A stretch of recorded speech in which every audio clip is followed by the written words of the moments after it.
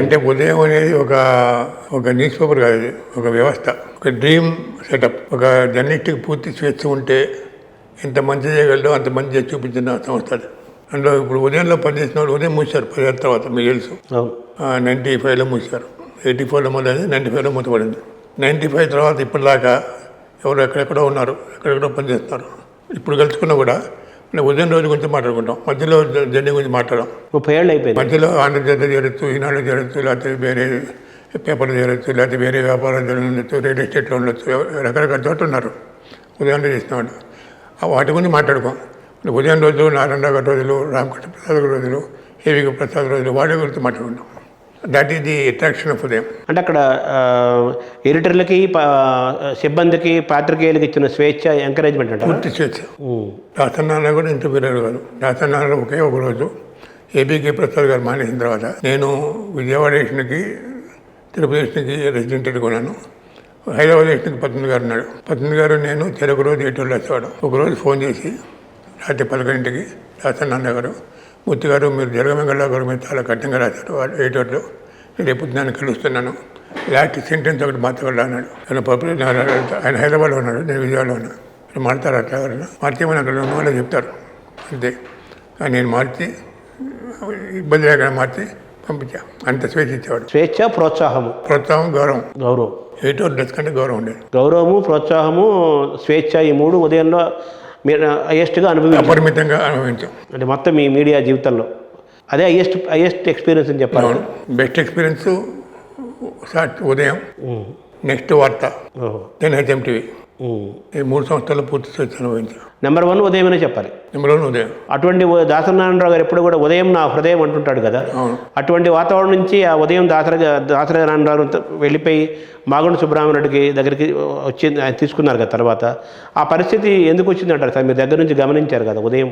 ఉదయం పెట్టిన తర్వాత ఆయన ప్రతి నెల బాక్స్ తీసుకొని వచ్చేవాడు, డబ్బు తీసుకొని అందరికి ఇచ్చేవాడు. జీతాలు ఆయన డబ్బు తెస్తేనే జీతం. పేపర్ బాగా ప్రారంభం కాకముందు, అయిన తర్వాత కొంతకాలం. దాని తర్వాత ఆయన సినిమాలు తీశాడు. దాదాపు 7 సినిమాలు తీశాడు. 7 సినిమాలు బాక్స్ ఆఫీస్ దోగలంతనే, అన్ని ఫ్లాప్. నేను అన్నా ఒకసారి, నీ సినిమాలు పోతే ఎందుకు సినిమాలు తీస్తారు, ఇంకా సినిమాలు తీయకండి అన్న. ముత్తిగారు మీకు తెలీదు, ఇప్పుడు చేయబోయే సినిమా సక్సెస్ అవుతుంది, మొత్తం కాంపన్సేట్ అవుతుంది, మొత్తం డబ్బులు మీకే ఇస్తాను, నాకేం అక్కడ అనేవాడు. అంత బోలా మనిషి అనమాట. చివరికి ఆయన అమ్మిన తర్వాత తీసిన కృష్ణరాజు తీసిన సినిమా సక్సెస్ అయింది. ఆయన సినిమా సక్సెస్ అయింది, కానీ అప్పటికి అమ్మేశాడు ఈ పేపర్. అప్పటికి మాగుంట సుబ్రహ్మణ్యుడికి. అదే జూన్ 7th. అంటే ఉదయం పేపరు అప్పుడు 1984లో 1984 ఉదయం పత్రిక స్థాపించినప్పుడు స్థాపించడమే ఒక పెద్ద సంచలనంగా ఏషియాడ్ రికార్డుతో లార్జెస్ట్ సర్క్యులేషన్ తోటి ఉదయం పేపరు ఒక ప్రపంచంలో ఒక సంచలనంలాగా ప్రారంభమైంది కదా. అంత దాదాపు 150,000 2 లక్షల సర్క్యులేషన్తో. సంపాదకుడు సారథి దాసనారాయణరావు, సంపాదకుడు ఏబీకే ప్రసాద్, ఇద్దరు ప్రఖ్యాతి గంచిన వాళ్ళే. అతను సినిమా ప్రొడ్యూసర్గా, సినిమా డైరెక్టర్గా ప్రఖ్యాతి వహించాడు. ఏబీకే ప్రసాద్ ఎడిటర్గా ప్రఖ్యాతి వహించాడు. ఇద్దరు ప్రఖ్యాతులు గ్రహించిన మనుషులు, ఇద్దరు ప్రముఖులు పెట్టిన పేపరు చాలా లిబరల్గా ఉండాలనే ఉద్దేశం ఉంది. ఇప్పుడు అంతమంది చాలామంది ఏజెంట్ కూడా వచ్చారు రన్ చేసి. అంటే ఈనాడు విసిగిపోయారు. అప్పటికే ఈనాడు 74లో పెట్టారు. అంటే ఈనాడు పెట్టిన 10 years కింద పెట్టాం, ఉదయం పెట్టాం. ఈ 10 yearsలో ఈనాడు స్టేట్ అయిపోయింది. అప్పుడు ఉదయం కొత్తగా ప్రబోధనలాగా వచ్చింది. అంటే ఏషియాలోనే రికార్డు సంచలనంగా అంత లార్జెస్ట్ సర్క్యులేషన్ తోటి ప్రారంభమైన ఉదయం పత్రిక సంచలన పత్రికగా సక్సెస్ఫుల్గా అంత సర్క్యులేషన్తో ప్రారంభమై ఒక కొత్త ఒరవడి సృష్టించిన ఉదయం పత్రిక ఎందుకు పతనమైంది అంటారు సార్? ఆర్థికంగా అంత సేల్స్ ఉండి కూడా ఎందుకు ఫెయిల్ అయింది? అంటే సేల్స్ ఉండగానే అడ్వర్టైజ్మెంట్ రాదు. సేల్స్ సస్టైన్ అయ్యి అవి రిఫ్లెక్ట్ అవుతానే రీడర్షిప్లో అడ్వర్టైజ్మెంట్ క్రమంగా వస్తుంది, మెల్లగా వస్తుంది. వచ్చిన తర్వాత స్టేబుల్ అవుతుంది. స్టేబిలైజ్ కాకముందే దెబ్బతింది. 5 ఏళ్లలో నడిపింది 5 ఏళ్ళు, 80 నుంచి 89 వరకు. 89లో అమ్మేశారు. 89 జూన్ 7th అమ్మేశారు. అప్పటికే ఈయన నష్టపోయాడు, కానీ లాభపడ్డా. ఇక ఆయన భార్య కూడా ఎందుకు ఇది వచ్చిన గొడవ అని దూరంలో ఉన్నారు. పద్మ గారు కూడా ఆయన అమ్మేశారు. మొత్తం 4.5 సంవత్సరం దాని అంటే డాక్టర్ గారి చేతిలో ప్రయాణం. కానీ దాసనారాయణ గారి టైంలో స్వర్ణయుగం అది. అంటే మాగుంట సుబ్రహ్మణ్యుడు గారు తీసుకుంటే కాంగ్రెస్ సభ్యుడు, కాంగ్రెస్ పార్టీకి విధేయంగా ఉండాల్సి వచ్చేది. ఆయన ఉన్నప్పుడు మాత్రం ఏ పార్టీ విధేయత లేదు. ఎన్టీ రామారావు ముఖ్యమంత్రి, ఆయనకు విధేయత లేదు. ఉన్నది ట్రై ఇదే ఆయన కూడా ఎవరికి చెప్పాడు కాదు. ఆయన మీద ప్రశ్న వచ్చేది, ఇది చెప్పు ముత్తు గారికి చెప్పు, పంది గారికి చెప్పాలి వచ్చేది అని చెప్పాడు కాదు. మాకు వాళ్ళ పని వాళ్ళు చేసుకోబోతున్నారు, వాళ్ళు దాన్ని ఇంటర్ఫీర్ కానీ చెప్పేవాడు. ఆ ధైర్యం ఉండేదానికి. ఉదయం మూసేసిన పరిస్థితి, దాసరి గారి చేతిలో ఉన్న ఉదయం మూసేయాల్సిన పరిస్థితి లేకపోతే అమ్మాల్సిన పరిస్థితి వచ్చినప్పుడు మీరు దాన్ని ఎలా ఫీల్ అయ్యారు సార్? హ్యూజ్ లాస్ అనుకున్నా. మన చేతిలో ఒక వజ్రాయుధం పోతుంది మన చేతిలో నుంచి అనిపించింది. ఎందుకంటే ప్రజలకు సేవ చేయడానికి గోల్డెన్ ఆపర్చునిటీ అది. ఆ ఆపర్చునిటీ పోతుందని బాధ కలిగింది. నాకు తెలుసు నాగొండ సుబ్రహ్మణ్యం ఉంటే ఆయన పొలిటీషియను, ఆయన కాంట్రాక్టరు, ఆయన బిజినెస్ బిజినెస్ ఉంది, ఆయన మొమ్మాటాలు ఉంటాయి. దారుణ లాగా క్యారెక్టర్ ఉంది దానికి, ఆయనకు తెలుసు నాకు. కానీ కనీసం నడుపుతాడు అనే ఉదయంతో పత్రిక ఉంటుందని జీవించి ఉంటుంది. పత్రిక ఉంటుందని మాగొండ సుబ్బరామరెడ్డి గారు మేము ఉదయాన్ని కొనుక్కొని తీసుకున్న తర్వాత అప్పుడు మీరు ఎడిటర్గా ఉన్నారు, మీరు కీలక భూమికి పోషించారు కదా ఉదయంలో. మాగొండ సుబ్బరామరెడ్డి గారి మేనేజ్మెంట్లో ఉదయం పత్రిక ఎలా నడిచింది, అది ఎందుకు మళ్ళీ అది కూడా క్లోజ్ చేయాల్సి వచ్చింది? అంటే ఉదయం పత్రిక బాగా నడిచేది. అంటే ఒకటి ఏంటంటే పాలసీ పరంగా కాంగ్రెస్ అనుకోవడం, కాంగ్రెస్ చెన్నారెడ్డి గారికి అనుకోవడం, జగన్ రెడ్డి గారికి అనుకోవడం, ఎవరు కాంగ్రెస్ ఇప్పుడు వాడికి అనుకోవడం. అట్లాంటి టైంలో లేబర్ ప్రాబ్లం వచ్చింది. ఎంప్లాయీస్ జీతాలు పెంచమని అడిగారు, స్ట్రైక్ చేశారు. ఈ స్ట్రైక్ జరిగిన తర్వాత నెలలో స్ట్రైక్ చేసిన తర్వాత స్ట్రైక్ పరిష్కరించిన తర్వాత మళ్ళీ చూద్దాం, మూసేద్దామని ఎవరు చెప్పారు ఆయనకి, ఎవరు సలహా చెప్పారు తెలియదు. ఈనాడు వాళ్ళు చెప్పించారని అప్పుడు వదంతి. అట్లా అయితే స్ట్రైక్ ఇప్పుడు తిరుపతి ఎలక్షన్ ఉంది, విజయవాడ ఎలక్షన్ ఉంది, హైదరాబాద్ ఎలక్షన్ ఉంది. హైదరాబాద్ ఎలక్షన్ స్ట్రైక్ జరుగుతుంది. లేకపోతే ఎవరైనా ఏం చేస్తారు, తిరుపతి నుంచి విజయవాడ నుంచి ప్రింట్ చేసి తిరుపతి నుంచి ఇటు రాయలసీమ దగ్గర నుంచి జిల్లాలకి, విజయవాడ దగ్గర నుంచి విజయవాడ దగ్గర నుంచి జిల్లాలకి సప్లై చేశారు పేపర్.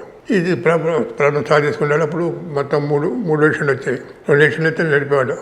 3 ఎలక్షన్లు మూసేయాలి, ప్రాబ్లం సాల్వ్ చేసుకున్న తర్వాత 3 ఎలక్షన్ జరగాలి, ప్రాబ్లం సాల్వ్ చేసుకున్న 12 ఎలక్షన్ జరగాలి అని అనుకున్నాడు ఆయన. అది ప్రాబ్లం సాల్వ్ కాలేదు. ఈలోపు ఆయన హత్య చేశారు నక్సలైట్లో. ఆయన పోయాడు. బ్రదర్స్కి ఎవరికి ఇంట్రెస్ట్ లేదు. అయితే 12 బిల్డింగ్లు కట్టించాడు ఆయన. కరీంనగర్లో, ఖమ్మంలో, వరంగల్లో బిల్డింగ్స్ కట్టించాడు ఆయన. అంటే ఉదయంతో పాటు ఆంధ్రపత్రిక గ్రూపు, తర్వాత ది గార్డియన్ అని ఇంగ్లీష్ పేపర్ కూడా ఆయన అనుకున్నాడు కదా. ఆంధ్రపత్రిక గ్రూప్ టేక్ ఓవర్ చేసినప్పుడు సుబ్రహ్మణ్యం గారితో పాటు నేను కూడా వెళ్ళాను. ఆయనతో పాటు నేను కూడా కవర్లు ఇచ్చాను మాజీ ఎంప్లాయీస్కి సెటిల్మెంట్ చేస్తూ. మొత్తం ఒక డేరా వేసి, ఒక షెడ్, ఒక షామేనా వేసి, షామేనా కదా నేను సుబ్రహ్మణ్యం గారు నిలబడి ఎంప్లాయీస్ వస్తుంటే వాళ్ళకి కవర్ ఇచ్చాం. అందరికీ సెటిల్మెంట్ చేసాం. ఆంధ్రపత్రిక తేవాలని, గార్డియన్ తేవాలని, ఉదయం తేవాలి, 3 పేపర్లు తేవాలని డ్రీము. 3 ఎడిషన్ సరిపోయిన మిషనరీ ఉండేది. 12 బిల్డింగ్లు కట్టించాడు. ఇలా పనిపోయాడు. మాగొండ సుబ్బరామరెడ్డి గారు నక్సల్స్ కాల్పుల్లో వెళ్లకుండా ఉండుంటే ఉదయము Andhra Patrika, the Guardian English paper అన్నీ కూడా రన్ అయి ఉండే, ఒక ప్యారలల్గా సమాంతరంగా ఒక మీడియా వ్యవస్థ సక్సెస్ఫుల్గా ఉండే. అటువంటి సమయంలో మీరు ఉదయం వదిలేసి ఢిల్లీ, ఆంధ్రజ్యోతికి వెళ్ళాల్సిన పరిస్థితి ఎందుకు వచ్చింది? అంటే అప్పుడు గజ్జల మల్లారెడ్డి గారు ఉండేవాడు. ఆయన 8 రోజులు రాసేవాడు. అంటే సుబ్రహ్మణ్యం గారు టేక్ఓవర్ చేసిన తర్వాత 5 రైటర్ని పెట్టుకున్నాడు ఆయన. 5 అడ్వైజర్ రైటర్ని.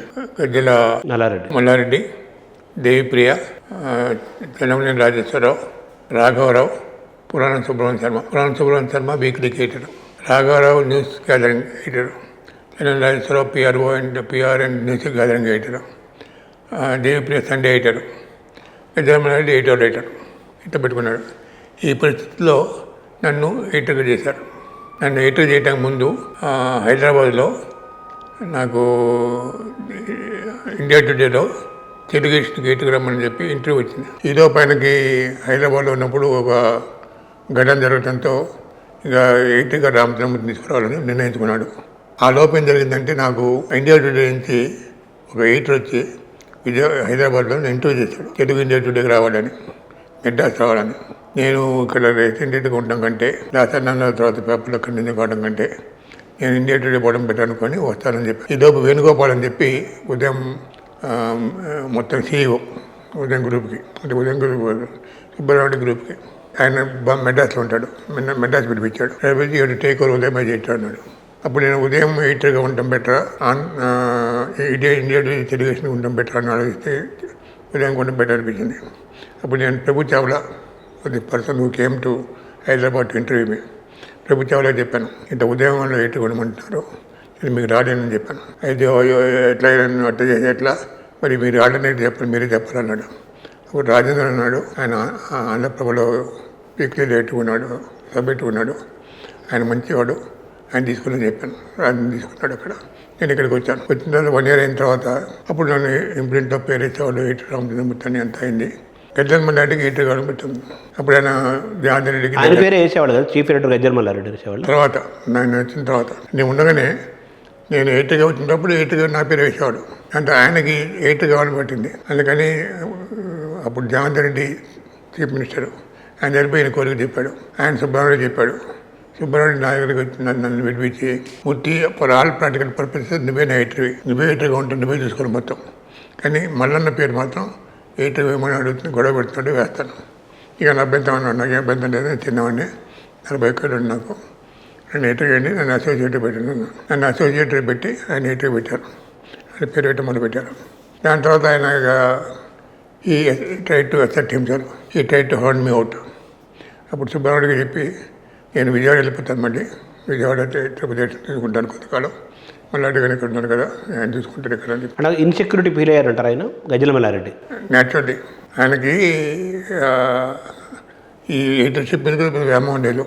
కొంతకాలం ఎడిటర్ పెట్టుకోవాలని పుట్టింది. ఎందుకంటే ఆయన ఈనాడులో ఎడిటర్ చేరాడు. ఆయన ఈనాడులో పుణ్యభూమని రాసేవాడు. అది ఆంధ్రభూమికి వెళ్ళాడు. ఆంధ్రభూమికి ఇక్కడికి వచ్చాడు. ఇక్కడ వచ్చిన తర్వాత 1 of the 5 కన్సల్టెంట్ ఎడిటర్స్ అయ్యాడు. కాకుండా ఎడిటర్ కావాలని పట్టుకుంది. మూర్తి చిన్నవాడే కదా, తర్వాత అనుకున్నాడు. సో మీరు కాంప్రమైజ్ ఆయన కాంప్రమైజ్ ఆయన ఉండమన్నాను. కానీ ఆయన అక్కడ నాకు మెమోరీ ఇవ్వడం మొదలుపెట్టాడు. అందుకని నేనన్నా విజయవాడ వెళ్ళిపోతాను. విజయవాడ వెళ్ళిపోయినా. విజయవాడ పోయిన తర్వాత కూడా మెమో పంపించాడు ఒకటి, ఏదో తప్పు జరిగిందని. మెమో తీసుకునే అలవాటు మనకు లేదు.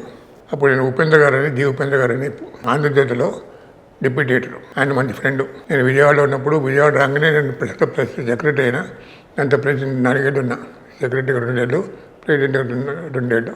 విజయవాడ ప్రెస్ క్లబ్ అప్పుడే జనతా పార్టీ నాయకులు అందరూ వచ్చేవాడు. పెద్ద నాయకులు బాగున చరణ్ సింగ్, జగ్జీవన్ రాము, అందరూ వాజ్పేయి, వీళ్ళందరూ వచ్చేవాడు. వీళ్ళందరూ ప్రెస్ క్లబ్కి వచ్చేవాడు. వాళ్ళతో టు షేర్ ది డయాస్ విద్యం. వాళ్ళు ఇంట్రడ్యూస్ చేసేమో రాఘవాచారి గారు కథ నడిపించేది నేను. ఆ చిన్నతనంలోనే అవకాశం వచ్చింది నాకు. అందుకని ఉపేంద్ర గారు అట్ట పరిచయం, మన ప్రెస్ క్లబ్తో అసోసియేట్ అయినవాడు, పెద్ద నాయకుడు ఆయన. పరిచయం మీకు స్నేహంగా మారింది. స్నేహం. ఆయన చెప్పాను నాకు ఆంధ్రప్రదేశ్లో ఉద్యోగం కావాలని. అందువల్ల మాకు ఎయిట్ గారు ఉన్నాడు కదా, మీకు ఉద్యోగం ఎక్కడ వస్తున్నాడు. ఇక్కడ నాకు ఢిల్లీలో ఇవ్వండి, ఢిల్లీలో బ్యూరో చీఫ్ మానేసాను విన్నాను, ఢిల్లీ వెళ్తున్నాడు. ఇప్పుడు నేను 10 గంటకి ఫోన్ చేశాను. 4 గంటకి ముందు మీరు ఫోన్ చేస్తా అన్నాడు. 4 గంటకి ఫోన్ చేసి మనం జగదీష్ ప్రసాద్ ఇంటికి వెళ్దాం, ఆయన వెయిట్ చేస్తాను అన్నాడు. ఆర్ఎస్లో వచ్చి ఎక్కించుకొని జగదీష్ ప్రసాద్ ఇంటికి వెళ్ళాడు. కానూరు జగదీష్ ప్రసాద్, కేఎల్ఎం ప్రసాద్ గారు అబ్బాయి. ఆయన కాపీ ఇచ్చి ఆర్డర్ ఇచ్చాడు. మీరు ఎయిట్ గారి కంటే 2000 జీతం ఎక్కువ ఇస్తాను మీకు, ఎందుకంటే ఢిల్లీలో ఉండడం కష్టం కాబట్టి ఢిల్లీ పోవాలి. ఎయిట్ గారు ఎప్పుడు రిటైర్ అయితే అప్పుడు వచ్చి ఎయిటర్ టేక్ ఓవర్ చేయాలన్నాడు. అప్పుడు ఎవరున్నారు సార్ ఎడిటర్గా? రామారావు గారు, నండూరు రామారావు ఎడిటర్గా ఉన్నారు. ఎడిటర్ కంటే కూడా ఇంకో 2000 జీతం ఎక్కువ ఇస్తానని చెప్పేసి మీకు ఎక్కువ ఇచ్చాడు. ఢిల్లీకి ఎయిట్ గారు రిటైర్ కాగానే అయినప్పుడు మీరు ఢిల్లీ నుంచి వచ్చి ఎడిటర్ టేక్ ఓవర్ చేయాలన్నాడు. నండూరు రామారావు రిటైర్ అయిన తర్వాత మీరు ఆయన ప్లేస్లోకి ఆంధ్రజ్యోతి ఎడిటర్గా మీరు ఉంటారు. ఇప్పుడు ఎడిటర్కి ఇచ్చేదానికి కూడా 2000 శాలరీ ఎక్కువ ఇస్తున్నాను నీకు అని చెప్పి ఢిల్లీకి మిమ్మల్ని పంపించారు. ఢిల్లీ పోయినా, ఢిల్లీలో 2 years పనిచేసా. Enjoy the. మొత్తం అందరూ కాంగ్రెస్ మీటింగ్ వెళ్ళేవాడిని, జనతా పార్టీ నాయకులతో అందరూ సంబంధాలు ఉండేవి. మధు దండావతి, నితీష్ కుమార్, లాలూ ప్రసాద్, జయపాల్, వెంకయ్య నాయుడు గారు, వీళ్ళందరూ పరిచయం. అక్కడే బ్రహ్మాండంగా చేసేవాడిని అక్కడ.